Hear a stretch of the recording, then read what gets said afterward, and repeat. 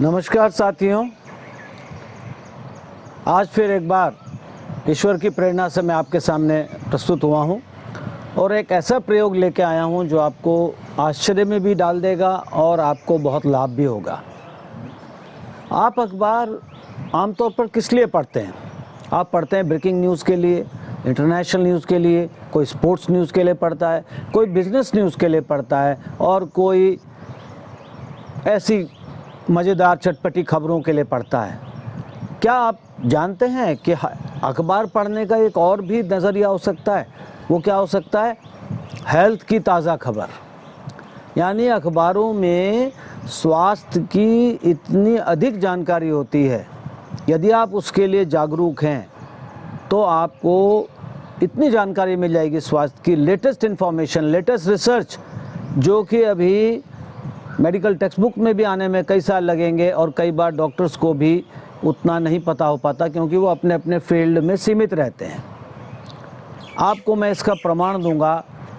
पिछले 2 महीनों में, ज़्यादा लंबा पीरियड नहीं ले रहा, केवल पीछे 2 महीनों में, ज़्यादातर तो 1 महीने में, इतना कुछ स्वास्थ्य के बारे में आया है विभिन्न अखबारों में। ज़्यादा अखबार भी मैं रेंज नहीं ले रहा। टाइम्स ऑफ इंडिया है, हिंदुस्तान अखबार है हिंदी का, जागरण है या अमर उजाला है।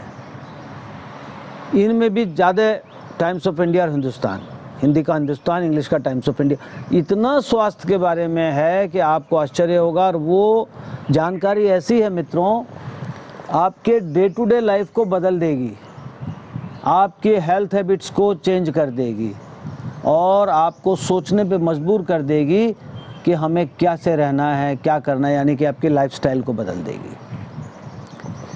अब मैं शुरुआत करता हूँ पहली खबर से। हेल्थ की ताज़ा खबर, मैंने इसका नाम रखा है इस फीचर का, और ये लगभग महीने में एक बार मैं आपके सामने लेकर आया करूँगा। अब देखिए,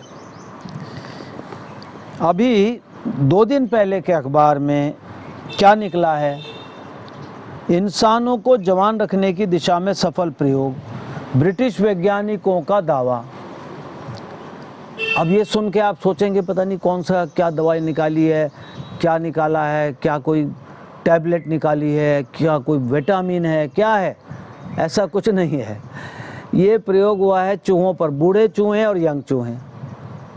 यंग जवान चूहों का फीकल मैटर, यानी आपको सुन के थोड़ा गंदा लगेगा, उनका शिट जब बूढ़े चूहों के अंदर डाल दिया गया पेट में, जिस तरह भी डाला होगा, तो कुछ समय बाद उन बूढ़े चूहों में, उनके ऑर्गन्स में, उनके सिस्टम्स में इम्प्रूवमेंट होने लगा।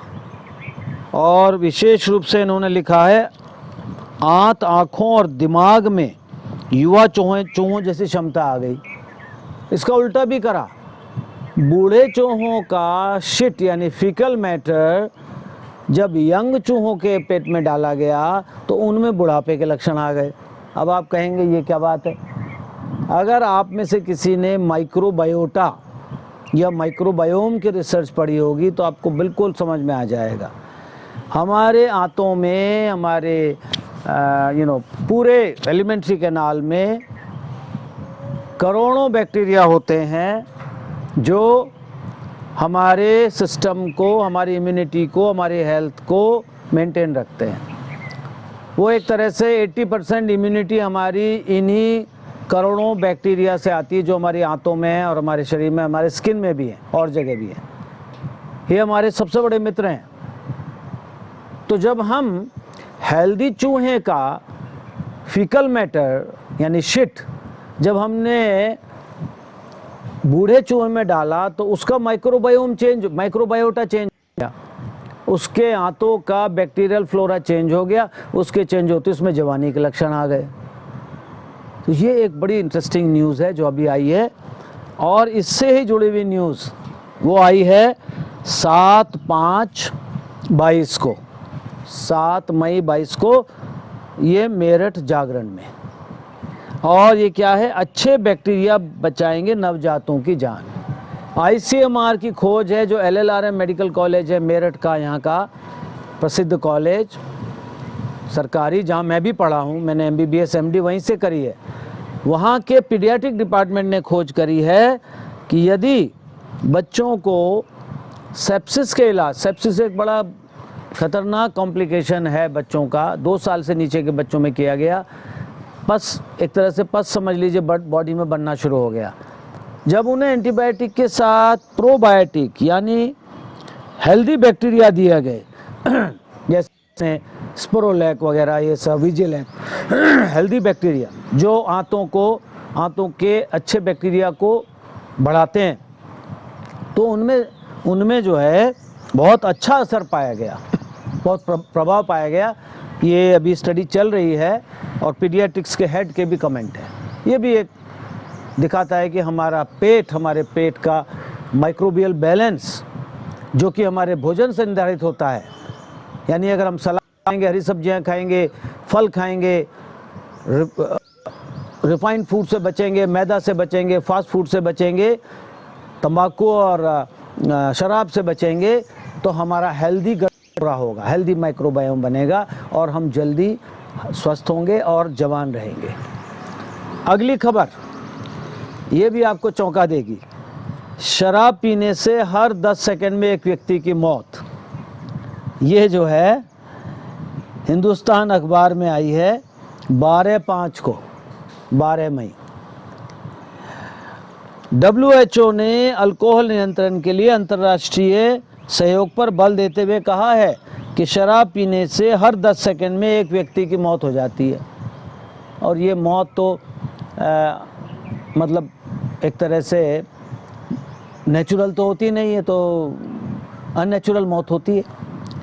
और इनका कहना यह है संबंधित कंपनियां युवाओं तथा नशादी लोगों को निशाना बना रही है, WHO का कहना है, जो शराब की कंपनियां हैं। और ये कहते हैं दुनिया भर में हर साल 30 लाख लोग शराब के हानिकारक प्रयोग की वजह से असमय मृत्यु को प्राप्त हो जाते हैं। कोविड-19 पर तो हमने इतना काम किया, करना भी चाहिए था, खूब शोर मचा, मचना भी चाहिए था। अल्कोहल पर क्यों नहीं मच रहा?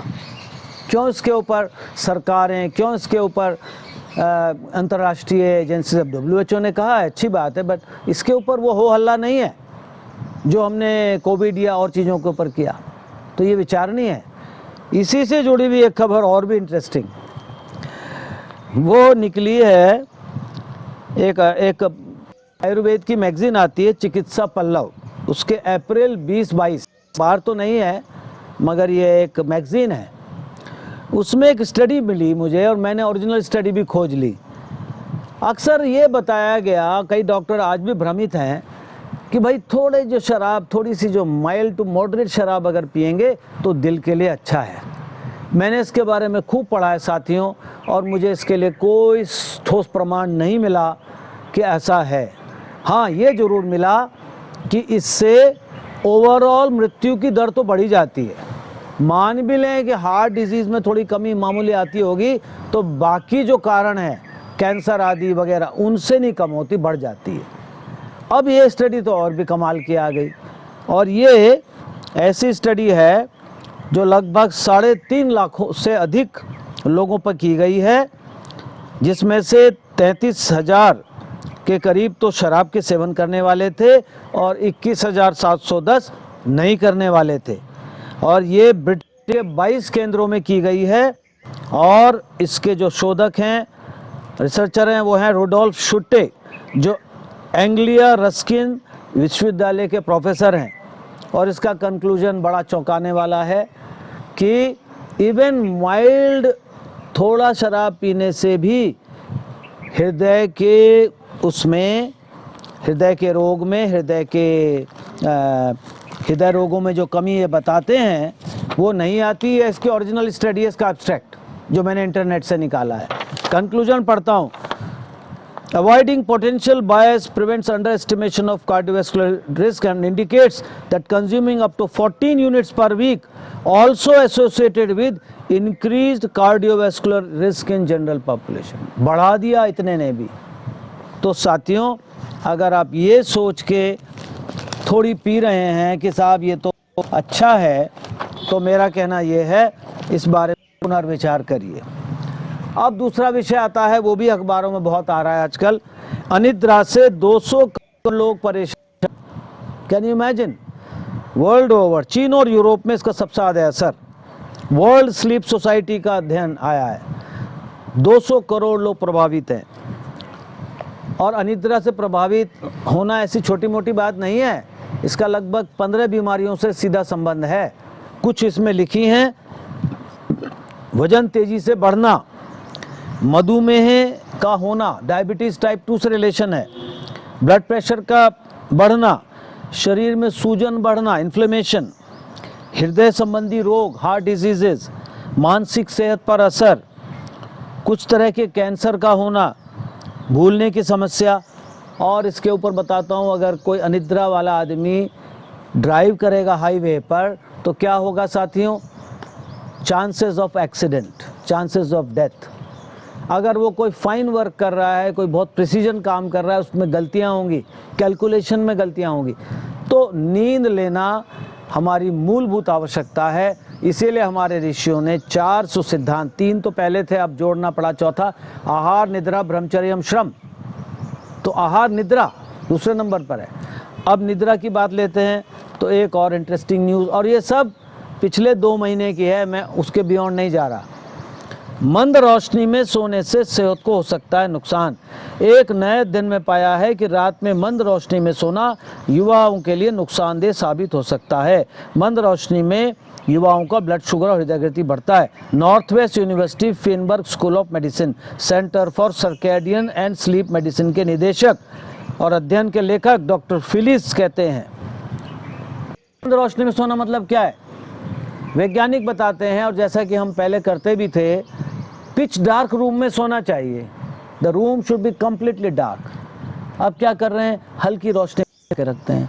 लैपटॉप की रोशनी और मोबाइल की तो खैर अलग चीज़ है, वो तो आखिर तक चलती रहती, सोने से पहले उससे भी नुकसान होता है, माइंड डिस्टर्ब हो जाता है। बट चलो वो बंद कर दिया, हल्की रोशनी है तो स्लीप डेप्थ नहीं आती।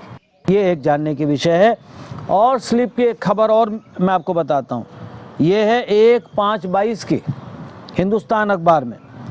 कोरोना काल के दौरान कई अध्ययन किए गए हैं, अध्ययनों में चौंकाने वाले सामने आ रहे हैं। एक नए दावा किया है कि जो लोग कोरोना की चपेट में आने के बाद पर्याप्त नींद लेने में विफल रहे, उन्हें अवसाद, चिंता और थकावा महसूस होने की संभावना अधिक थी। यानी कि अगर आपको कोरोना हुआ है, जो बहुतों को हुआ है, तो आपको स्लीप के बारे में और भी जागरूक होना पड़ेगा, ये खबर बताती है। अब एक खबर आपके ओरल हाइजीन से, आपके डेंटल साइंस से। Bad oral hygiene link to high covid risk, 8/5/22 times of India.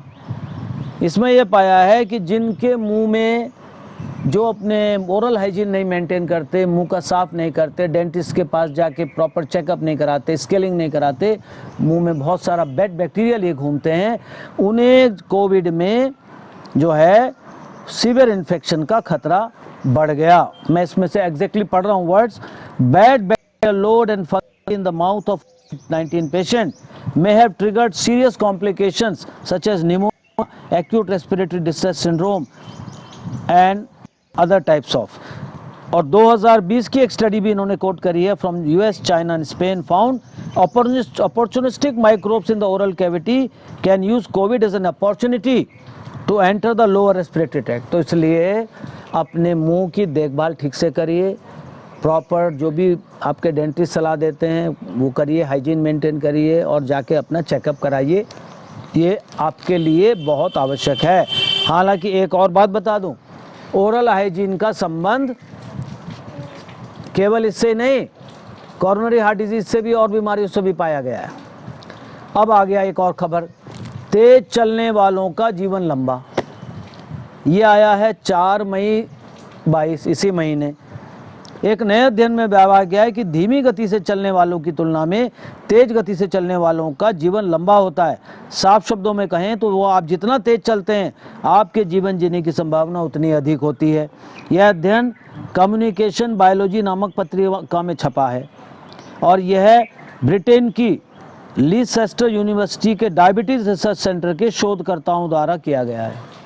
ये सारे जो खबरें मैं पढ़ रहा हूँ साथियों, ये भले ही किसी हिंदी के अखबार में हो या इंग्लिश के, ये ज़्यादातर किसी बड़ी यूनिवर्सिटी के किए हुए शोध होते हैं जो हम अनदेखी कर देते हैं। छोटा सा कॉलम होता है, हम ध्यान ही नहीं देते, हम फंसे रहते हैं पॉलिटिकल न्यूज़ में, इसमें, वो भी इम्पोर्टेंट है, बट इसको तो लाइफ से सीधा संबंध है ना।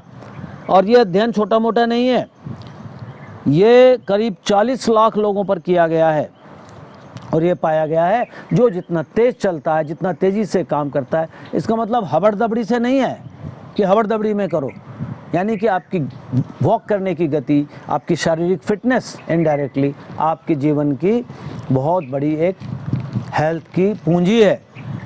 अगली खबर 22/5/22 अभी की, विटामिन डी और ओमेगा 3 से कैंसर का खतरा कम।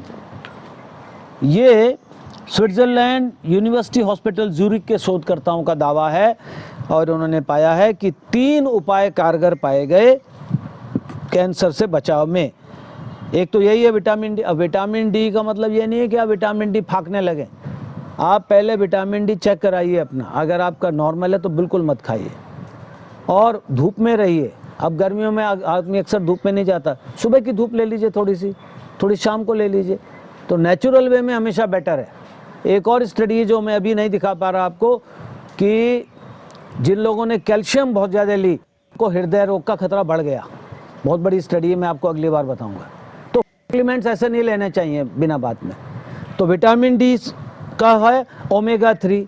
अब ओमेगा 3 में कहाँ मिलता है साहब?